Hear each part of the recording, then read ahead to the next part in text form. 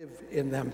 And then we wonder why it is we can't get educated because we are busy assembling communities when we used to live in them. And of course, all those communities we used to live in so long ago were purchased at a very great price. And some of us didn't even realize it because if you happen to be black or poor or otherwise on the outskirts of acceptable society, you never even had those communities. That's why their schools have been bad forever. So yes, things were better then for some of us. They're worse now for all of us. We feel the loss. How much of today's cynicism that populates the political world is unnamed grief for the losses of our youth? Now, I know that makes me sound cynical and resigned, but I got to tell you, I am not. I don't know why, I just don't know why. I am more hopeful now than ever before. The older I get, the more hopeful I become. And it's not because there are signs of progress. That's anything but. The news pelts us with dread and doubt every day, and yet I'm hopeful. How is that possible? Because wisdom knows you must choose hope. It is not granted. Wisdom tells me that you have to choose to be alive in the world. You don't get it as a gift. Wisdom tells you have to choose to love even when people don't love you. You must choose to believe even when you don't know what to believe in.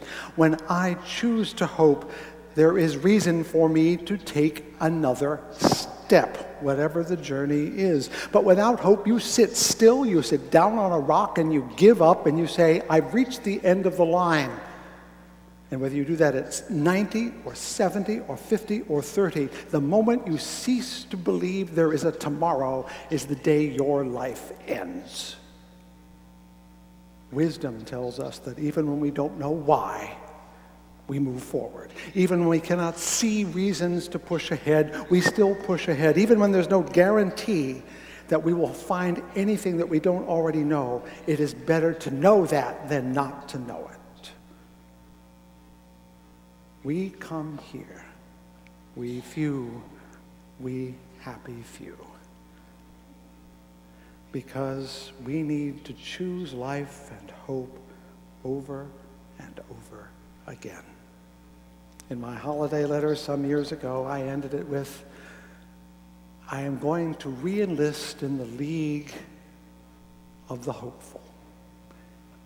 Our altar call, our come to Jesus every week, whether I say it or not, is you will not leave here unless you're ready to say, I choose to hope.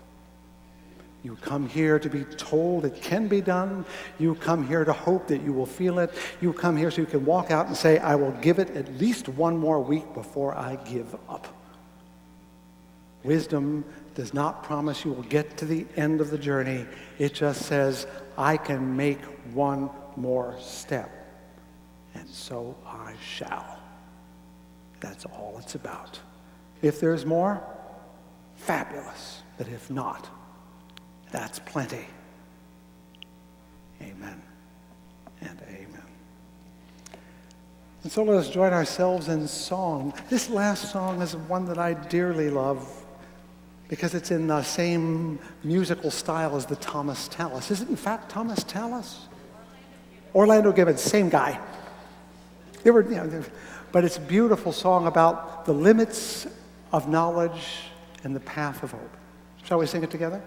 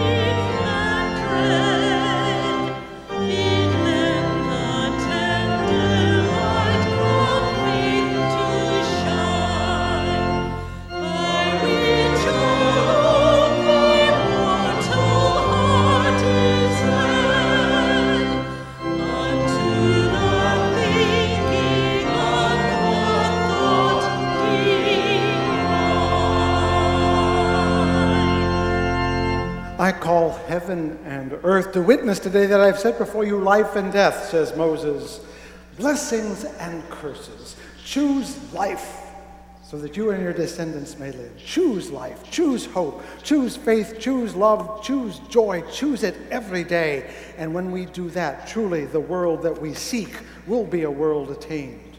And fear not, for if it doesn't happen today, it'll happen tomorrow, which will also be a day which the Lord has made. Let us then rejoice and always be glad. Amen.